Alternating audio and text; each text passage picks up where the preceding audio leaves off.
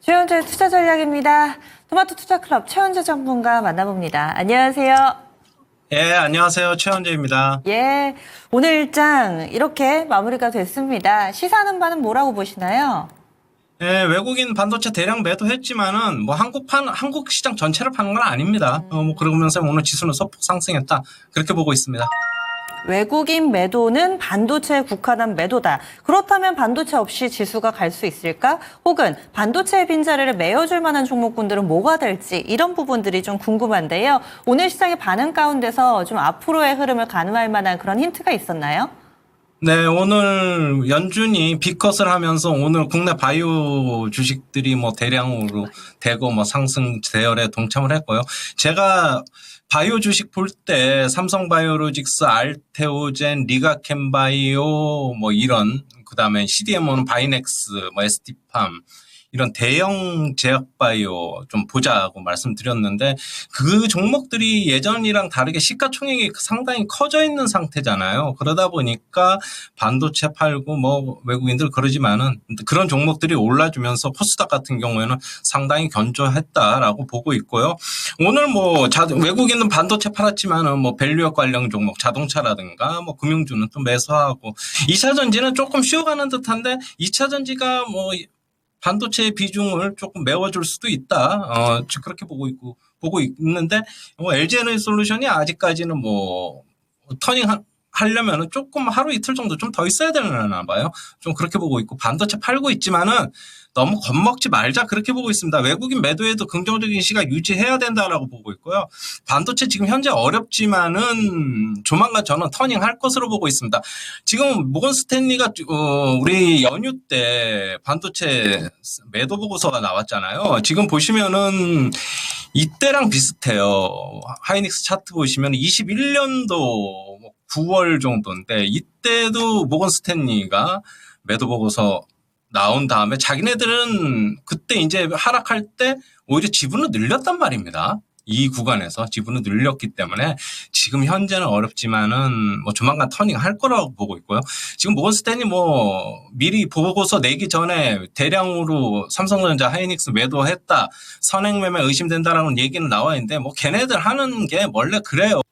그러니까 외국인이 지금 제가 계속 말씀드리는데, 외국인 팔고 있는데 얘네들이 신이 아닙니다. 지금 우리나라 뭐 대표적으로 시장에서 뭐 수급을 좌우하는 주체는 외국인 기관, 그다음에 개인, 뭐 큰 세 축인데, 외국인이 산다고 해서 전부 올라가는 것도 아니고요. 외국인이 팔 때 물론 정보력하고 자금력이 워낙 막강하기 때문에 뭐 이 매도 보고서 내놓고 뭐 팔고 그러면은 시장 잠시 흔들릴 수는 있는데요. 걔네도 물립니다.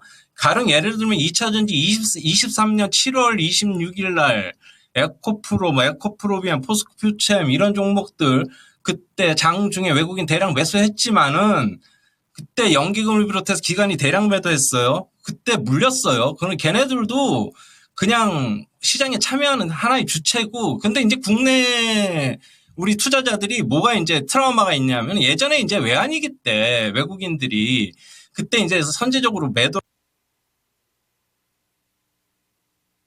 이제 그게 아직도 트라우마가 있어서 그런데, 지금은 시장은 그때 시장이랑 틀리기 때문에, 그 이후의 시장은 틀려졌기 때문에 외국인 뭐 지금 판다고 해서 너무 겁먹을 필요 없고요.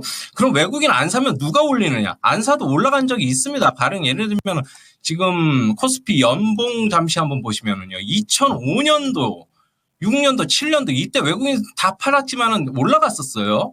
그 다음에 2008년도에 이때도 금융위기 때문에 팔았지만은 9년, 10년대 이때도 외국인 팔았지만은 올랐단 말이에요. 그리고 코로나 때도 저점에서 올라갈 때 외국인들은 2,600포인트 코스피 기준으로 이상 가면서는 안 샀어요. 대량 매도했어요. 그런데도 3,300까지 갔단 말입니다. 그러니까 외국인들 지금 뭐 일단은 좀 단기적으로 보면 힘들지만은 걔네들도 뭐 물리니까 뭐 너무 신경 쓰지 말아라. 지금 어차피 밸류에이션이 그렇게 뭐 지금 여기서 더 급하게 제가 말씀드리지만 빠질 만한 그런 거는 없어요. 물론 이런 거는 있어요. 지금 뭐 저도 지금 외국인이 왜 팔까? 반도체만 파는 건데 일단 왜 그렇게 팔지? 그런데 뭐 그런 거는 있죠. 뭐 AI 반도체에 대한 뭐 일단 버블 미국 시장에서 그런 게 안 받쳐주니까 그런 것도 있는 것 같고. 그런데 조금 더 넓게 생각해 보면은 외국인은 뭐 또 이런 것도 있을 수 있다고 생각을 하고 있어요. 지금 뭐 국내에서 가계부채 문제가 워낙 심각하니까 금리도 마음대로 못 내리고 우리나라에서 그러다 보니까 지금 뭐 선제적으로 몇 년 후를 앞두고 미리 파는 게 아닌가. 물론 그럴 수는 있다고 보고 있습니다. 하지만 저는 지금 그게 당장 닥쳐올 뭐 악재라고는 보지는 않고 있고요. 설사 그게 온다고 하더라도 올지도 안 올지도 모르고 그냥 그거는 저는 그렇게 보고 있어요. 올지도 안 올지도 모르고 설사 온다고 하더라도 2, 3년 있다가 벌어질 일이다. 진짜 저는 그렇게 보고 있고 그것도 뭐 2, 3년 있다가도 뭐 올지 안 올지도 모르는 건데 너무 겁먹지 말자. 그렇게 보고 있습니다. 저는. 조금 전에요. 그러니까 우리나라가 2년, 3년 내에 경기 침체가 올 수 있으니 우리나라 증시를 파는 걸 수 있다. 이 말씀이 제가 제대로 이해한 게 맞나요?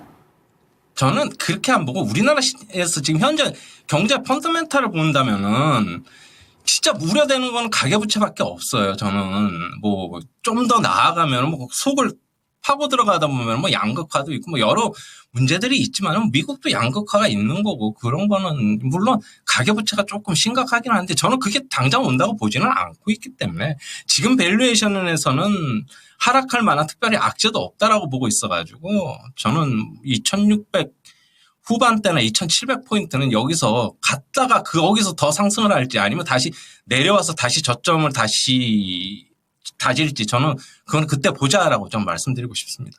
네. 그러면은 현재 시장에서 좀 매력적으로 보이는 섹터, 종목을 고를 때는 어떤 기준으로 봐야 되는지, 그리고 앞서서 추석 전에는 약간의 시장 보수적으로 보셨잖아요. 비컷이 단행됐습니다. 시각의 변화 있으신지도 좀 알려주세요.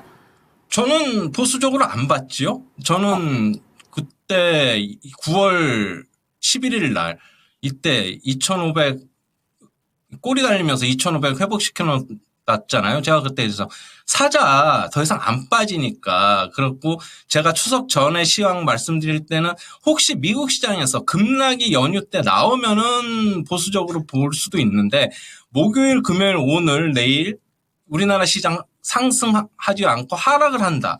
그러면은 저는 조금 제 스탠스 바꿀 수 있다라고 봤지만 저는 오늘 또 되돌려 놓는 모습 5일선에서 코스피 되돌려 놓는 모습 보고 그렇게 크게 우려할 만한 건 아니다. 그렇게 보고 있고 대체할 만한 업종은 역시 뭐 계속적인 금리 인하가 있을 것이잖아요. 26년까지 계속 있을 것이다라고 지금 얘기를 하고 있어가지고 그렇다고 본다면은 뭐 바이오는 계속적으로 좀 봐야 되고 오늘도 바이오 선제적으로 반응했다라고 보고 있고 지금 그리고 전력 변압기 전력 뭐 그리고 ETF 관련 뭐 얘기가 있어가지고 오늘 또 상승했고 결국에는 그래요. 저는 지금 반도체 이외에는 뭐 다 사도 된다. 저는 그렇게 보고 있습니다.